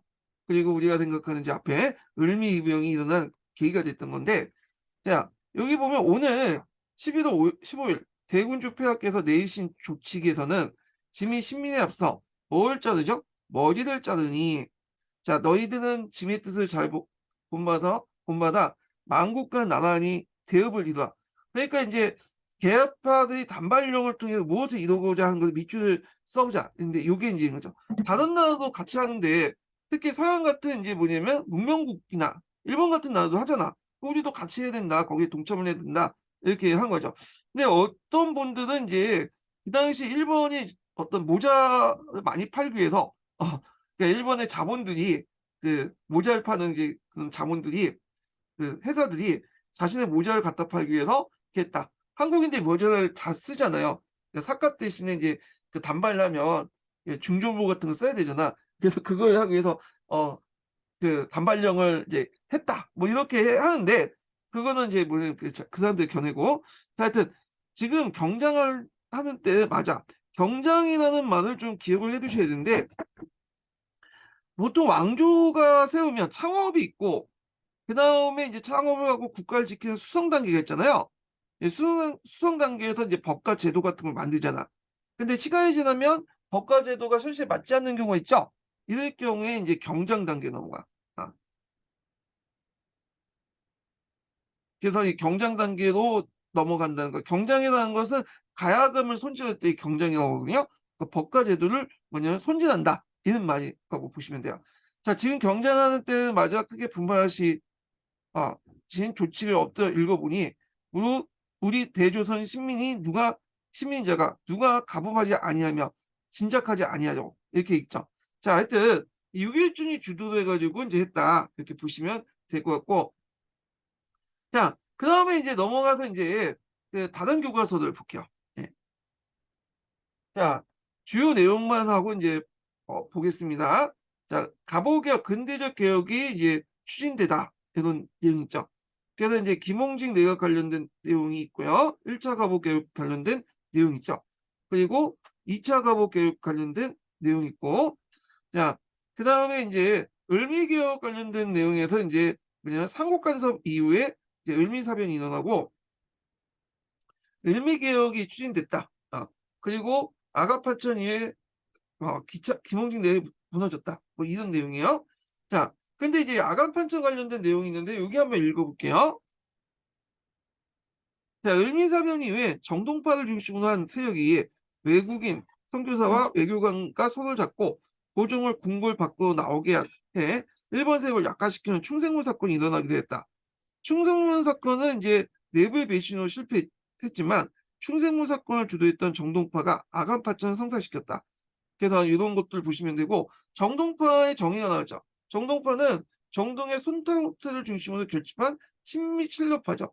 대표적인 게 이제 이완용, 이번진 같은 사람인데, 이완용 같은 경우에는 이제 그 영어를 되게 잘했다고 했죠. 근데 이제 뭐냐면 미국 공상을 가서 거기에 이제 잠시 근무하고 있었기 때문에 되게 뭐냐면 영어를 잘했어. 이 사람이 이제 원래 친미 친러파였다가 나중에 친일파로 바뀌죠. 러일 전쟁 이후에. 자, 그런 것들 이제 좀 보시면 되고요. 여기 갑오개혁에서 이제 그 있어. 네, 선생님들. 예, 정리했으니까 좀 보시고. 자, 그다음에 독립협회인데 내용이 너무 간단하게 돼 있네, 여기는. 어. 자, 하여튼 이렇게 있고 뒤에 이제 있고 이거 다른 교과서에서 좀 볼게요. 자, 비상교과서를 볼게요. 비상교과서. 자, 비상교과서는 그래 이거 되게 잘 돼 있어. 예. 그냥 볼게. 자, 여기 보면 이제 1차 가보개혁 관련된 내용들이 있어요. 그래서 1차 가보개혁 관련된 내용은 이제 있는데 이런 내용들은 뭐 앞에 있는 내용들과 비슷하죠. 그리고 여기 이제 개혁 관련된 내용이 있어요. 1차 관련된 내용인데 요게 좀 자세히 돼 있기 때문에 좀 읽어볼게요. 자, 정치 분야에서는 중국식 연호 대신 개국기념을 사용인데 친절하게 이제 개국기념에 대해서도 이렇게 설명을 해놨죠. 자, 조선이 건국한 1392년을 원년호해서 연도로 표시한 방식인데 이때 1894년이 개국 503년이 돼요. 예. 그래서 이렇게 있고 국내부를 설치했다. 그래서 국내부를 설치해서 왕실과 정부사무를 분리했다. 국내부도 이제 자세히 좀 설명해 놨네요. 1894년에 설치해서 1910년까지 유지된 기구로 왕실에 관한 모든 일을 맡아봤다.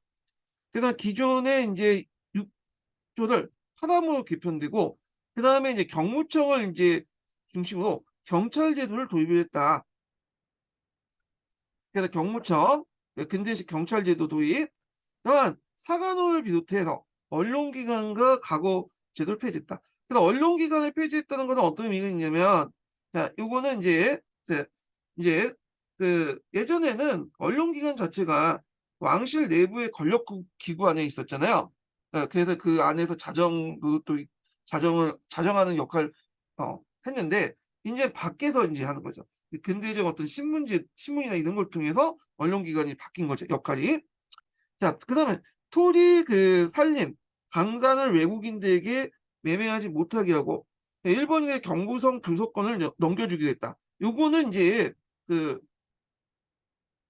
여기에 있는 거죠. 앞에서 해당 교과서는 없었죠. 경부성 부설권이 넘어간 건 요때인데 실제로 이제 만들어진 거는 1905년, 1904년부터 해서 5년이죠. 러일 전쟁 때 경부성, 경의선 다 요때 만들어졌잖아요. 자, 경제 분야에서는 재정을 삭제함으로 일어나고요. 여러 조세 항목을 지세와 호세로 통합했다. 이것도 기억을 해두시면 되겠죠. 그 다음에 조세 급납제가 시행되고 이를 위해 은본위 화폐제를 도입하면서 은화와 동전을 발행했다. 예.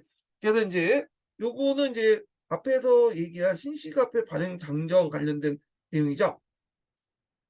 그래서 동화는 뭐 적동화, 항동화, 백동화 뭐 이런 것들을 발행을 했고요. 예.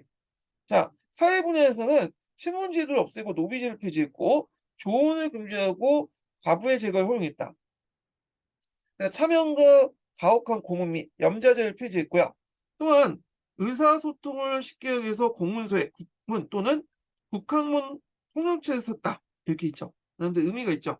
그래서 이제 국학문 홍역체를 처음 사용했던 책이 서유건문이라는 책이죠. 6일준이 쓴. 그래서 이제 이런 내용도 이제 좀 기억을 해두시면 될 것 같고요. 자, 그러면 이제 그 청일 전쟁의 일본의 조선에 대한 정책을 볼게요. 자, 그 당시 이제 이 사전은 뭐냐면 일본이 청일 전쟁 중 평양 전투에서 대승을 거두기까지는 자신들이 직전까지 이제 자신들이 제시했던 내정 개혁안 때도 개혁이 진행될지 여부에도 관심 가질 여력이 없었다는 거죠. 왜냐하면 여기 보면 이제 그 전쟁하기 바쁘니까. 그래서 그 내용을 볼게요. 자, 일본의 외무대신이었던 무스 무네미스가 청일 전쟁의 해고력인 권고록에서 밝힌 내용입니다. 자, 일본이 청일전쟁에 주력하여 조선 내전 개혁에 적극적이지 않았기 때문에 궁극기는 좀 비교적 자율성을 가지고 있었다라는 걸 보인 사료죠. 그래서 우리가 이제 앞에서 얘기한 자율성론 관련된 사료로서 이제 이걸 제시하면 되겠죠. 자, 그 다음에 대원군의 실각과 2차 개혁을 볼게요. 자, 여기 보면 김홍집 박영 연립 내각이 되면서 그다음에 홍보 14조를 반포하고 그리고 이제 청해 위전의 관계를 끊고 국내 자주 독립을 외쳤다. 이렇게 있는데 자, 여기에서 이제부터 이제 뭐냐면 그 2차 가보 개혁 관련된 내용이 있어요. 그래서 앞에 해당 교과서에 없는 내용도 있고 하니까 읽어 볼게요. 자, 정치 분야에서 통치 구조를 그 국왕 중심에서 내각 중심으로 바뀌었다. 그리고 파라몬을 7부로 곤쳐 내각을 편성하고 내각 총리 대신을 통합하게 했고 지방행정을 8도에서 23부로 개편하고 부국 군현을 군도 통일했죠. 예. 그 23부에 이제 뭐냐면 소속시켰다. 예. 그래갖고 이제 소지역주의를 이제 채택했다고 하고 그때 337군으로 개편했다고 했어요. 자, 그러니까 기존의 군사 조직을 폐지하고 중앙에 훈련들을 두는데 고종은 별도 시위대를 창설하여 궁궐호위를 전담시켰다. 그리고 정부기관마다 행사했던 재판권을 재판소 단위하여 지방재판소, 한성재판소, 고등재판소, 특별법원을 설치했다. 그랬죠. 그래서 이제 여기 보면 그 조선사 할 때 좀 얘기할 텐데 가보개혁 이전까지는 뭐 이 사법권이 그 중앙이든 그 중앙기관 통일되지 않았죠. 뭐 형조도 했고 항상부도 하고 경조도 하고 포도청도 하고 그러니까 사법권, 그 수사권 이런 개념들이 이게 딱 분리되어 있지 않았어. 행정권이라는 개념들이. 그래서 이제 있는데 이때부터 분리되기 시작한 거죠. 자, 경제 분야에서는 근대적 예산제도들이 도입을 했고요. 그래서 이제 앞에서 얘기한 것처럼 회계법 같은 걸 이제 만들어졌다고 했죠. 회계법.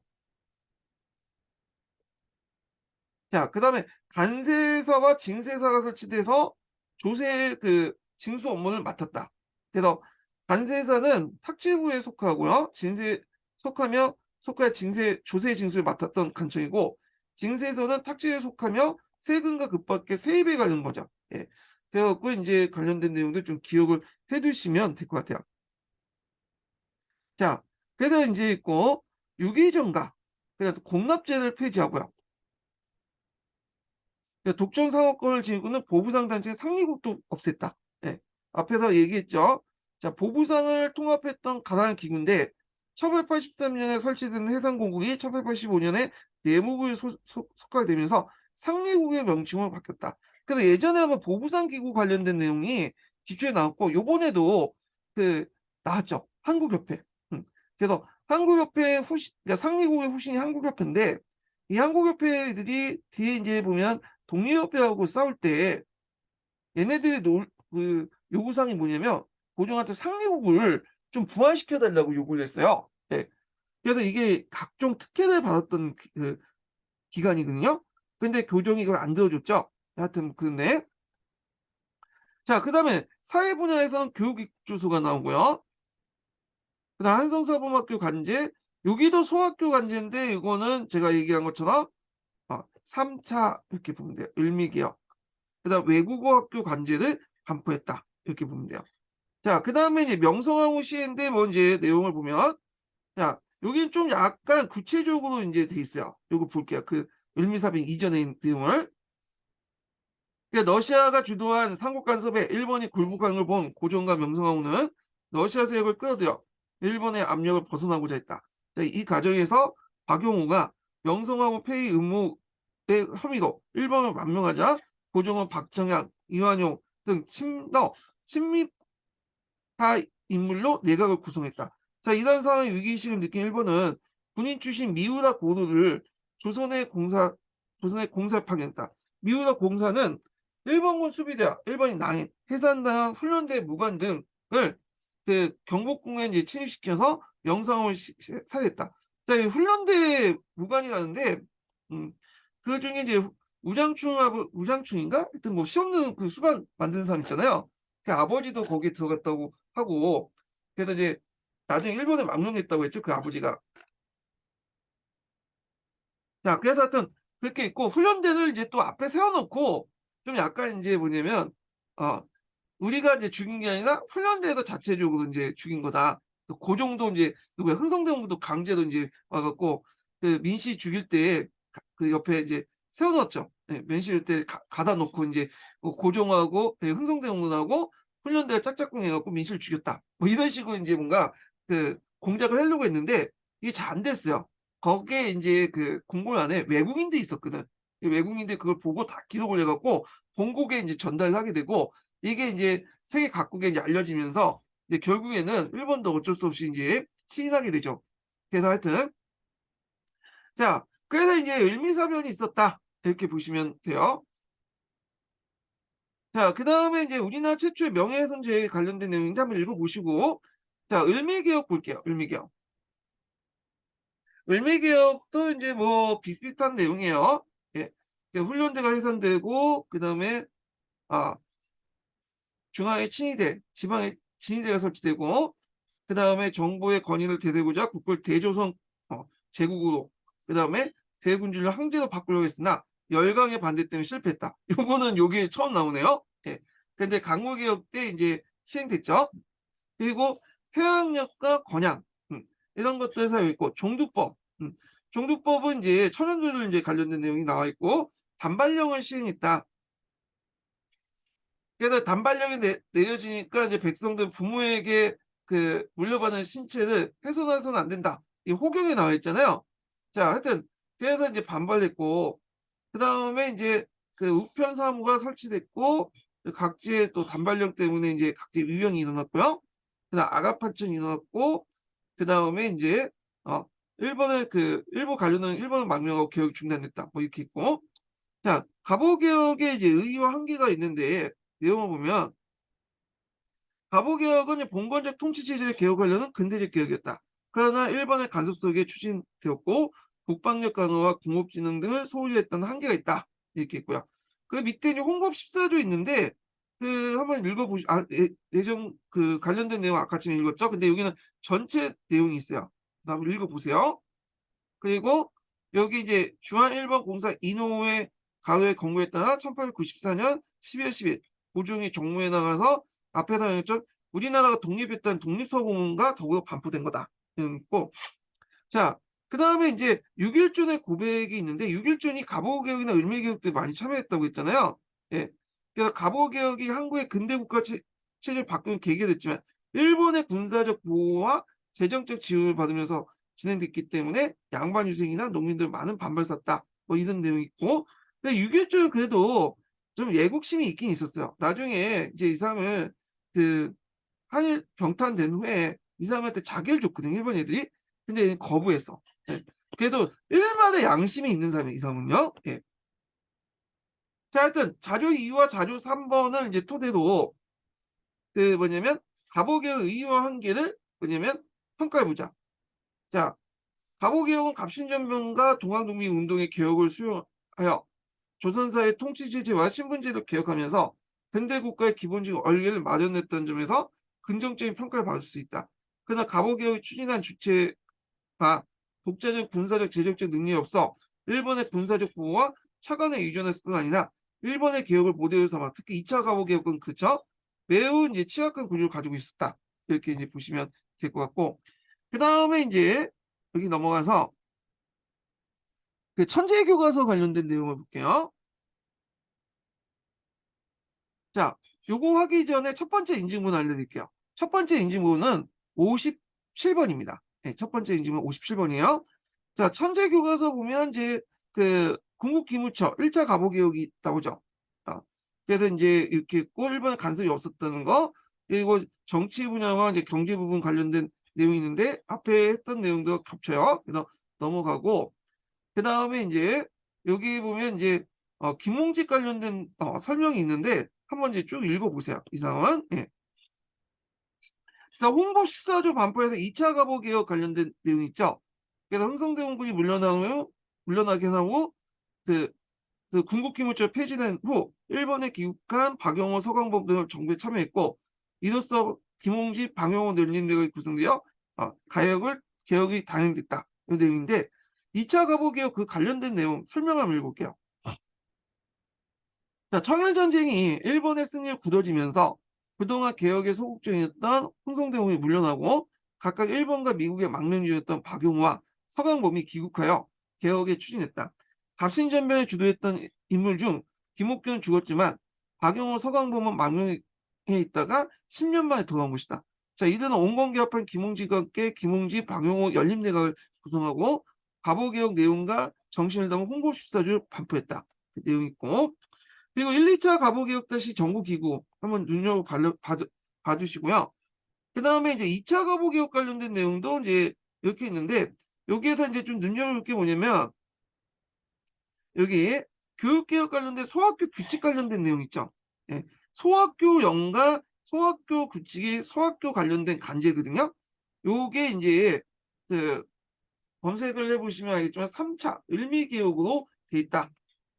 예, 우리 역사 내시나 신편한국사 여기 보면 을미개혁이 돼 있어요. 자, 그다음 이러한 개혁 추진 과정은 2차 가보면 일본인 다수의 일본인 고문관을 각 부처에 배치하여 조선의 내정을 간섭했다. 그래서 일본의 철저한 간섭아래 있었다. 이렇게 보시면 돼요. 자, 그 다음에 이제 여기 홍법 14조 내용 전문이 있고요. 한번 읽어볼게요. 자, 홍법 14조는 청해 종주권 부인, 흥성대원과 명성황후의 정치 개입 배제, 근대적 내각제도 확립, 탁지하문에 관한 재정이 일어나 문벌 폐지와 능력에 따른 인재등용이 내용을 담고 있다. 이렇게 이제 보시면 돼요. 자, 그 다음 을미개혁이 있는데, 을미개혁은 앞부분에 있는 내용들, 겹쳐있죠? 그 다음에 이제 을미사변 관련된, 이제 다시 정권을 하면서 김홍진 내각이 구성이 됐고, 여기에 관련된 내용들 있고, 그 다음에 여기에는 이제 을미, 의병과 김홍진 내각이 이제 중단됐고 아가파천이 나왔다. 뭐 이런 내용이 있어요. 자, 그 다음에 이제 여기 보면 의의와 한계가 있는데 이거 각자 읽어보시고 의의와 한계는 제 생각에는 뭐 나올 것 같지는 않을 것 같아요. 왜냐면 약간 이게 학계마다 이제 뭐냐면 의견이 다르고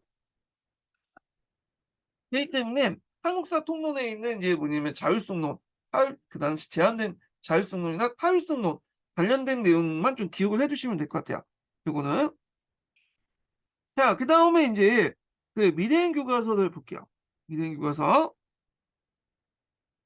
자, 여기 보면 이제 궁극기물처 개혁을 주도하다 해가지고 이제 궁극기물처가 있는데 여기 뭐 내용은 비슷하죠. 그래갖고 이제 여기 보면 이제 쭉 1차 가보 개혁과 관련된 내용이 있고요. 자, 근데 이제 여기 보면 궁극기물처 개혁 법령 관련된 내용이 있어요. 요거는 그 다른 교과서에 없죠. 요거는 좀 눈에 발라두세요. 요 부분은. 예. 자, 그리고 이제 궁극기물처 관련된 내용을 좀 볼게요.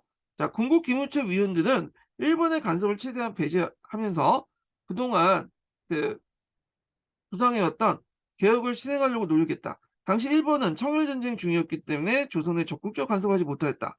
그 결과 개혁은 자주적으로 추진되면서 갑신전병 정강이나 동학농민군의 요구가 반영됐다. 그래서 궁극기무처는 이제 입법권을 가진 초정부적 기구로서 약 210건의 안건을 의결을 시행했다. 네, 이런 내용들 기억을 해두시면 될 것 같아요. 자, 그 다음에 이제 요 앞부분에 교정청 관련된 내용이 있거든요. 한번 읽어보겠습니다. 자, 교정청은 궁극기물처가 설치하기 전에 우리가 자율적으로 이제 설치된 거죠. 요 내용을 볼게요. 자, 우리 정부는 왕명을 받들어 고정청을 설치하고 당상관 15명을 두어 먼저 회정의 몇 가지를 개혁하였다. 모두 동학당이 사정에 하소한 것이다. 그러니까 동학당이 이제 요구를 많이 들었다. 동학농민운동 요구를 많이 받았다. 이렇게 보시면 되겠죠. 자주적 개혁을 추진하면서 일본인들의 요구와 끼어들을 바꾸자 했다. 이렇게 있죠. 자, 그래서 주제 열기 보면 위크에서 정부가 전주협약을 맺은 이후 교정청을 설치하여 동학농민운동의 요구가 반영돼 자주적 개혁을 추진하고 일본인 간섭을 막으려는 상황이 드러나고 있다. 그러나 일본은 이들 무력화하고 군국 기무처를 설치하여 자신들의 침략을 정당화하는 구실로 조선의 갑오개혁을 요구했다. 자, 갑오개혁은 어떻게 추진됐을까? 이런 내용도 있죠. 자, 그 다음에 홍법 14조 관련된 내용인데, 뭐, 이거는 앞부분하고 이제 겹쳐 있죠. 그래서 좀 눈여보시면 되고, 여기에서도 마찬가지 소학교가 세워지는 등 근대적 교육제도가 마련했다. 보통 소학교는, 요거는 을미개혁까지 나오는데, 여기는 이미 소학교까지 나왔네요. 자, 을미개혁 때이고, 이것도 틀리죠. 예.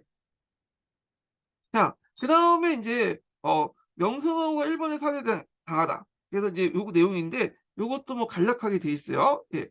돼 있고 그다음에 이제 당시 지식인들이 이제 봤던 명성황후 어 시해 사건 관련된 내용인데 요런 것들은 그냥 보시면 되겠죠. 제 생각엔 뭐 시험 문제는 안 나올 것 같고 한번 읽어 보시고요. 자, 그다음 을미개혁 이후 국민의 건설 반발에 불리키다 보면 자, 명성황후가 시해된 후 육일준 등이 내각에 적극 참여했고 을미개혁을 추진했다. 자, 육일준은 예전에도 좀 참여했다가 이때 본격적으로 참여했어요. 이 사람이 했던 것이 인제 앞에서 언급한 그 단발령이죠. 예. 그러니까 태양력과 건양연호가 사용됨으로써 그 당시 단발령이 내렸다. 자, 요런 내용들. 자, 요런 내용들 기억을 해 두시고요. 그다음에 을미의병이 있고 그다음에 아간판청 그전에 충생무 사건 관련된 내용 기억을 해 두시고 그다음에 을미개혁과 이제 갑오개의 의 요런 것들 한번 읽어 볼게요 그냥. 예. 참조만 이제 해 주시면 될 것 같아요. 자, 갑오개혁은 일본이 조선의 침략에 발판을 구축하기 위해 강요된 측면이 있다. 그렇지만 조선의 개혁파 관료들에 의해 자주적으로 추진되었으며 개혁파의 개혁 의지와 동학농민군의 사회 변화 요구를 반영한 근대적 개혁이었다. 특히 우리 역사상 처음으로 차별적인 신분제가 폐지하여 평등사회의 기틀을 마련했으며 내각 중심의 정치를 실시하여 전제 군주제를 극복하려고 시도했다. 자, 하지만 국토가 인제 한계죠. 개혁 주도 세력이 일본의 무력에 의존했고 개혁에 대한 민중의 지지를 이끌어내지 못했다. 또 국방력 강화도 소홀했다. 이렇게 있고요. 자, 여기 보면 이제 개혁에 성공할 수 있다면서 6.1조는 좀 아쉬운 입장에서 얘기한 거고 그다음에 "우리의 운명을 남한테 맡긴다니." 하면서 유인석은 이제 통탄하면서 인제 했던 거고 예 그런 건데 여기에서 이제 6.1조 관련된 내용 자, 유길준이 인제 갑오개혁을 느끼면서 세 가지 치욕, 공국인민 세계민 만국 천하 후세에 대한 부끄러운 것을 느낀 이유는 일본의 강요와 간섭에 인해서 내각이 구성되고 개혁을 추진했기 때문에 된 것이다. 추진하게 되었기 때문이다. 자, 6.1조는 비록 일본의 강요에 개혁을 추진하게 되었지만 이 기회에 근대적 국가를 수립하기 위한 필요한 개혁을 이루고자 했다. 그는 개혁을 통해 근대 국가를 시킨다면 치욕을 심을 수 있다고 했다. 그 앞에 있는 세 가지 치욕을 실 수 있다고 했죠. 자, 그래서 인제 이런 내용들 이제 보시면 될 것 같아요. 자, 그다음에 금성교과서로 넘어가죠. 자, 금성교과서 보면 인제 육일준이 있네요, 육일준. 음. 그 육일준의 세 가지 치욕 이렇게 나왔고 아까 전에 했던 거 있죠. 그래서 인제 요건 배경 관련된 내용은 아까 동학농민운동 할 때 좀 얘기했고요. 그다음에 일본군의 경복궁 침공과 청일전쟁 과정인데 이것도 좀 보시면 될 것 같고 자 여기 청일전쟁 관련된 내용들만 좀 볼게요. 자 여기 보면 그 경복궁의 침범 이후에 청일전쟁이 일으킨 일본은 아산에 주둔하고 있던 청군을 여기 있죠. 격파하고 그 이후 청해 중공부대를 평양에서 격파하고 이게 정확한 이제 전투 평양 전투죠. 그리고 일본 함대가 항해해서 이제 청해 함대를 침몰시키며 전세를 일본 측에 기울였다. 이겠죠. 그래서 일본이 이제 여기 웨이하이 전투 해전이나 이런 전투에서 대승을 거뒀죠. 예. 자 그다음에 이제 1차 거부 개혁과 국군 귀무처 이렇게 있는데 요게 인제 조정청이 나왔네요, 자주적 개혁으로. 그치만 이제 무시해 버리고 군국 기무처를 설치했고 개혁을 했다. 예. 그래서 당시 일본은 정과 전쟁을 치르느라 조선의 내정에 간섭할 수 없었고 그야 군국 기무처는 주도하되 비교적 자율적 개혁을 했다. 이렇게 보시면 되고 그다음 2차 개혁 때는 인제 관련된 내용 내정에 본격적으로 인제 개혁을 했고요. 그리고 이때 인제 이노우에가 인제 들어왔죠. 이노우에 유명한 사람이죠, 이 사람. 그다음에 인제 여기 나오는 2차 가부 개혁 관련된 내용은 인제 거의 비슷해요. 홍보 14조 관련된 내용이 있고 그다음에 1차 가부 개혁과 뭐 2차 가부 개혁 내용이 있는데 한번 읽어 보시고요. 예. 그다음에 을미 개혁 관련된 내용은 이제 삼국 간섭 이후에 핵 그 친일파가 등장했다. 다시 일미사변 이후에 김홍직 4차 김홍직 내각이 등장했고 여기 뭐 개혁 내용도 거의 비슷비슷하죠. 예. 그러다가 이제 을미의병이 나왔고 김홍직 내각이 붕괴됐다. 예. 그다음 의와 한계 이렇게 보시면 돼요. 그래서 이제 여기 태양력을 최초에 사용한 1896년을 보면 을미개혁으로 태양력이 사용되면서 1895년 음력 11월 17일, 1896년 1월 1일이 돼버린 거죠. 여기가 거의 맺히는 거야. 11월 18일부터 12월 31일이 도중에 없어져 버리는 거죠. 국가의 공식적인 기록에서. 뭐 이런 것들 좀 기억을 해 두시면 될 것 같아요. 그다음에 단발령 시행 모습 해 가지고 학년에 몇 쳤냐고 있는데 한번 읽어 보세요. 예. 그다음에 을미개혁을 이끌었던 이제 갑오 을미개혁이었던 김홍진 내가 그래서 인제 있는데 한번 읽어 보시고 예. 그다음에 인제 이렇게 있죠. 그래서 이제 갑오 을미개혁 관련된 내용이 어 끝마쳤고요. 그다음에 이제 좀 쉬었다가 여기 뿌리 깊은 샘 관련된 내용을 읽어 보겠습니다. 갑오개혁 관련된 내용을요. 예.